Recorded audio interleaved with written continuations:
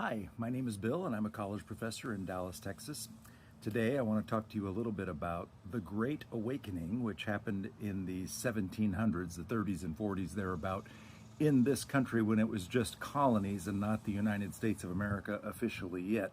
And it was a time when people got tired of religious dogma and rituals, rules, laws based on antiquated sections, small parts of different religious texts, and decided to be more free thinkers when it came to religion. And it was considered a great awakening because it was an explosion of new ideas, new denominations, people talking and thinking about religion in a different way.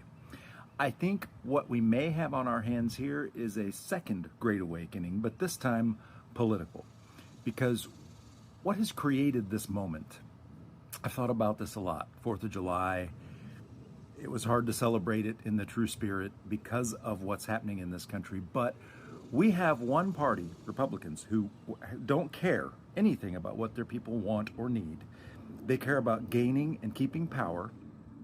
They care about pleasing corporate interests and then lying. They count on, Fox News and Newsmax and even just now lazy journalism that doesn't bother to ask follow-up questions to try to brainwash and coerce people into voting for them. And if they just can't convince you to vote for them, they're going to try to find a way to keep you from voting. This is Project 2025, folks.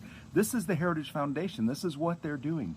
They want the states to run everything and the federal government to go away and for the president to be all powerful. You don't need a House and Senate. You don't need even a Supreme Court. The president's just going to decide. But here's the interesting thing. Democrats don't solve the problems either. They understand them. They do work to solve the problems in small ways, but they're really political cowards. Republicans are not. They move full speed ahead, in your face, lying and cheating the whole way, but you can't say they're not telling us what they're going to do because they are telling us. People just don't seem to believe them or don't pay attention. Democrats understand the problems and care about the problems, but they're not willing to make the big decisions. But we're starting to see a sea change, and I really like this. Remember when AOC came on the scene? She was considered an extremist. She's not anymore. I didn't think she was an extremist then. She just told the truth, and her truth doesn't change. Jasmine Crockett, same thing. She is in your face with the truth. She will confront you on the points that you're making when you're being either just flat out dishonest or what you're saying doesn't make sense. She calls you on it. I love that. We're seeing more and more people like that. Many of them are now young people running for office. Yes, we need that. I want to talk about Derrick Van Orden of Wisconsin. This is how you know these guys are not true believers.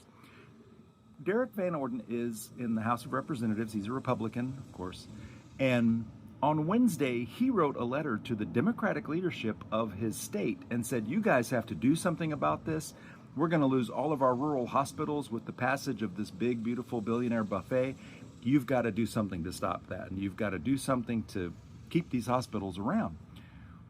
But then, the next day, he voted for the big, beautiful billionaire buffet. So I did call his office, and of course, if you watch my videos, you know I'm going to leave you the phone number so you too can do this. And I said, look, I'm not a direct constituent, but my parents get Medicare, and you voted to cancel Medicare, or basically to cut it, defund it, all those things, make it more difficult, right after you petitioned your own leadership, Democratic leadership, to do something about it.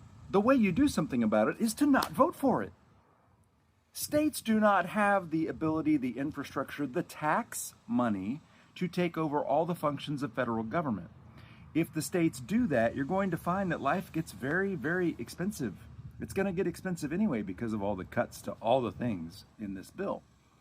So I'm going to invite you to call Derrick Van Orden's office and say, hey, if you know it's wrong, why did you vote for it? I've been doing this with quite a few people. I think it's going to cause a second great awakening where people shake off accepted, even the old school Democrats that are still very reluctant to speak out and do things. They're going to wave off these Republicans, and we're going to see people finally paying attention and finally demanding that our representatives represent us.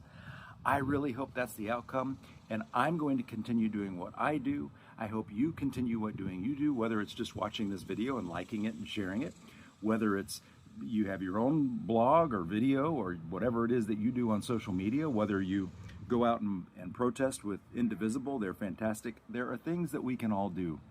Let's do this. Let's do it together. And let's wake up, America. As always, thanks for watching.